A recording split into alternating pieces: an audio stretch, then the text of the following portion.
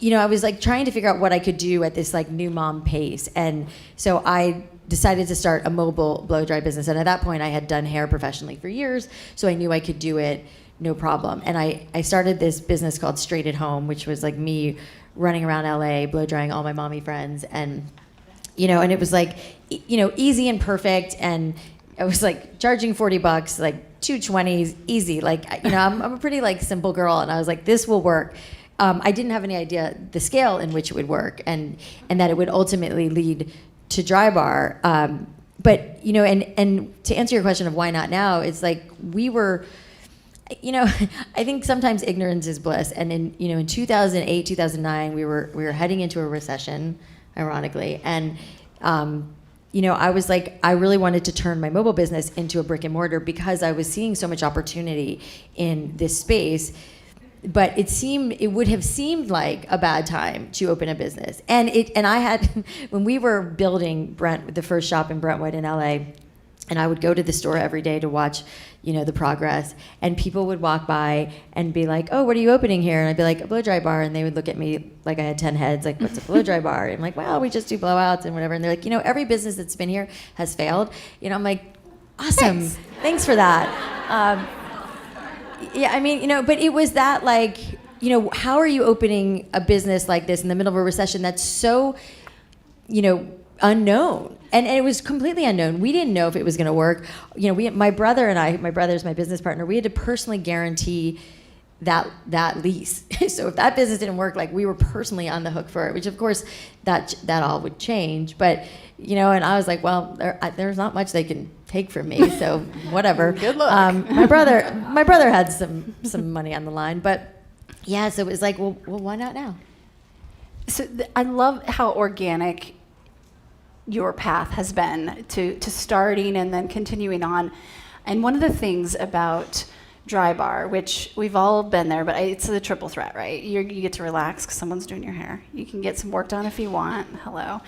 And then you're good to go for 5 to 10 days. 10, maybe 6, right? It varies. Yeah. And how efficient is that? Talk about ROI of your time, right? We are all very busy, so brilliant. But this was such an organic process, and now we have entrepreneurs and this romanticism around startups where people are thinking about scaling before they even have a business concept. It's like, how do I scale? How do I scale? It's like, well, what are you building? I don't know. But that has flipped, and it bugs me when I hear it's like, you. hold up, let's just get something, let's get a proof of concept here first. How do you feel about that? Oh my God, proof of concept. If my brother was sitting here right now, he'd be laughing because that was the phrase I heard for like 3 years from my brother. Well, we've got to prove the concept. I'm like, what are you talking about? We've proved the concept because we were so successful in LA in this, what felt like a bit of a bubble in LA. And I was like, we've proved the concept. Women love this. Women are going to love this everywhere, Michael, is what I would tell him. And he was like, I don't know. Skeptical, bald business partner, Oh my goodness. It's my favorite joke. So, and it was really interesting. And I do now, kidding aside, understand that because, we went from like LA, Orange County. But I'll tell you guys too, Brentwood was like, lightning in a bottle, and we hit it, and it was busy, and it was crazy, and it was amazing. And then within 6 months, right away, we were already like, we were too busy to handle all the demand. I didn't have enough hairstylists. It was like a total shit show in the beginning, and we like had to catch our breath and figure it out. Was it Daily Candy that wrote yes, about you? And Daily, all of a sudden, yeah. I mean, do you guys remember Daily Candy? Like R.I.P. Daily Candy. I love Daily Candy. Oh yeah. Because Daily Candy was like broke all the cool things. So and we worked really hard to get into Daily Candy. Which, the hustle, it's like at every level. And Daily Candy wrote that piece. And like clockwork, that piece ran. And this was back when we still had Blackberries. Remember that too? Oh, yeah. And then my brother and I were sitting at lunch talking about the business. And all of a sudden our Blackberries started like buzzing. And we were like, what's going on? We were getting all these email notifications of people who had booked blowouts. So we thought it was a mistake. We're like, oh my God, call the spa booker. It's malfunctioning, but it wasn't, and people were were booking Blowouts, yeah. But yeah, so, once we opened that first store and it was on fire and it was amazing. And then I was like, we've got to open more stores. And at the time, my brother was still running another company and he wasn't like fully in. And I was in the store, 7 days a week, 6 months. I was there every waking hour. But I was like, Mike, we got to open more stores. Like, go find us another lease. And so we opened our second store in Studio City, just over the hill, if you know LA. And it took a minute. Like, it wasn't like guns blazing the way Drybar Brentwood was, and we were like, oh shit, like, wait, maybe this isn't working, and then we put a lot of, I was going to like all the local schools and setting up, blowouts on a table and selling them for cheaper to get people in the door. Like, we had to hustle and work for it. What did that do to your confidence in that moment? Yeah, I mean, it was a little like, it was like this. It was like, wait a second, everybody loves Drybar. Brentwood is so busy. Is it only Brentwood? And this is back to the proof of wonder? Yeah. And then eventually, I mean, I did everything in my power. I called every favor in. I asked all of my friends who lived in the valley. Like, I did everything I could do to get that store off the ground, and it worked. And then now Studio City, by the way, happens to be one of the busiest in the system. But and the same thing happened in West Hollywood. We opened on Sunset in Sunset Plaza. Same thing. It was like, I can remember, because I'm sure I was a little traumatized from this, like it being me, the store manager, and like one stylist in that big, beautiful store, and like panic. I was like, oh my God, maybe it doesn't work, and we do the same thing. We just start the hustle. And so, over time that started to decrease, and over time, our name started to grow, and we got tons of press, and we were doing so much stuff, and it obviously started to take off, but it was a little bit like dicey there in the beginning, trying to prove this new concept. And it was new, and people didn't totally get it. And like, they'd walk by and think it was a bar. Like, I mean, it was just educating first, then awareness, then it was all of it. And we had to keep like going to make it, what it ultimately became. And then we'd go into, I think our second market was Dallas, which of course makes so much sense. I was gonna try and dig into that. I'd love to hear more about it. It's funny because Dallas women, when I'm in Dallas and I'm like, I know you guys like your hair a little bigger, and they're like, no, we don't. And I'm like, okay, and it's like these big, big hairs coming out. But and those markets, worked pretty quickly, and then Arizona, and we just, we slowly started to infiltrate the U.S. and a lot of those early conversations were like, we've got to prove this concept. And another thing that I remember my brother would say to me a lot, and my brother is like my best friend, and he's a really smart business guy, so definitely like a mentor of mine. He was like, this is ours to mess up. We've got to like figure out how to do this and not mess it up, because we're on, we're sitting on a gold mine, but it's ours to lose, to ruin. Yeah. Amazing. And fast forward, okay, so we have so much to get to, and make sure you keep me on time here, because I feel like I'm in a different land. Talk about flow. Okay, so it takes off, and you've talked about how you went from doing what you love to then now you're managing people, then you're managing more people, and now you've got investors, and then eventually you do get to that exit. Kind of circling back to what Marcus Buckingham just shared, how do you continuously stay in love with what you do, or find that as you've evolved from doing something that you loved into all these other hats, and now, even other companies that you've founded as well as you're leading. So how do you keep your eye on that target and move with it? Well, I think, to go back to the early days of building Drybar, and yes, I mean, going from running the store every day and managing stylists to like opening more stores and managing managers, and I wasn't really great at it. I did the best I could, and I'd watched my parents, and I'd worked for a lot of people, so I took the things that I liked and didn't like. But I was a maniac. I was out of control. My husband is sitting here in the front row, and he coaches founders and entrepreneurs, and hi, Adrian. We always joke about like, founders are maniacs. We're all over the place, and we're crazy. Oh yeah. We're a little crazy, but it's part of our brilliance, right? And and I didn't know. I also felt this immense pressure. Like, I was I was the face of the brand. I was at the helm of this company. Like, I had to have all the answers. I didn't know how to do everything, and that was the pressure I put on myself.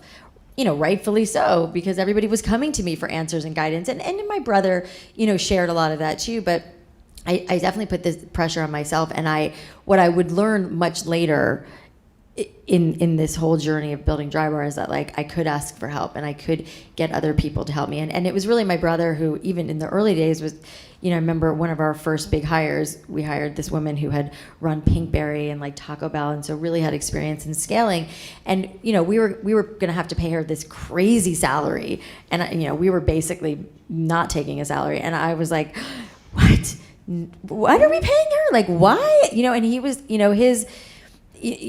had talked to a lot of people who've run other businesses. He's like, we have to hire ahead of the curve, and we have to hire somebody who knows what they're doing so we can actually grow this thing, and again, not mess it up, and so all of that stuff was so much learning for me, and I fumbled so much in that time, and I bring up Adrian because I had other friends. All my friends are like founders of companies. That's just like the world I live in. And I remember a good friend of mine, Ellen Bennett, who has an apron company, Headley Bennett.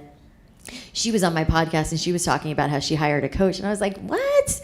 That's so silly. You don't need a coach, And I really was like, I thought it was like this silly thing, which we he loves when I talk about that. But I learned how important it is to have somebody who's like kind of keeping you honest, someone who's like you're talking to about these work things that are coming up and how you're dealing with yourself and how you're dealing with other people. I was kind of avoidant of a lot of those tough conversations. I didn't really know how to have them or what to do. And so so much learning happened in that time for me. And looking back, I feel like I would have, now I would do it so much differently and probably better. But, not that I live in regret, because I don't. Like, I'm totally cool and happy with how it all happened. It's just, I've learned so much, and I've totally gotten away from the question that you asked me. No, that's okay. We're good. There are no rules. So I have been a customer of Drybar for, you said early day, like Phoenix Market. I was there. And so when you said yes to joining us today, and I start researching more and have been a fan from afar and have a great deal of respect for what you've built and what you've done, but I didn't know too much about you personally. So I'm going on a run, and I'm like looking through all the podcasts that you've been on and your own, and I'm like, okay, which one am I going to start with? And of course I did the How I Built This with Guy Raz, yeah. Which was 2016, 17, right? Which I got the nuts and bolts and I got the business. Okay, cool. And then I see, here's this one, and you start talking about your personal life more, which you've been very open about. Thank you for being real and also being willing to go there, because we do see so many women, not so many, we see certain women who have reached a level of success that you have, which is pretty rare, that there's a picture there, but it's not the full story. And so you've shared the full story. Can you talk a little bit about, I like to call it psychological safety instead of vulnerability, but we can call it whatever we want, your decision to open up and share the valleys? Because you captured me, and I went on a long run during these podcasts because you're so real. And then let's talk about a couple of the valleys, because why not? Why not? We're we're mostly girls in here, women in here, except for Adrian, and Dan. Hi, Dan. It happened pretty organically. I think because I had been on this very focused. I had dealt with a lot of burnout because I was totally working my ass off, and it was great and exciting and exhilarating, but. I was married. I got married when I was 27, and my ex-husband is the creative genius behind Drybar and Squeeze and all these, and he's so talented, and he's an amazing man. But we were like best friends, and then we had kids a year after we were married, and then we had Drybar, and so our lives were just crazy, and I didn't really slow down to pay a lot of attention to the fact that our marriage wasn't what it should be. And of course now on the other side of this, I do understand what it feels like to have true love and to feel that kind of love, which I didn't really have. I was best friends with my ex-husband, and it was it really mirrored a lot of my parents' relationship, which is a whole other story. But we do have therapists in the yeah. audience if you want. I only realized that like a year ago too, by the way.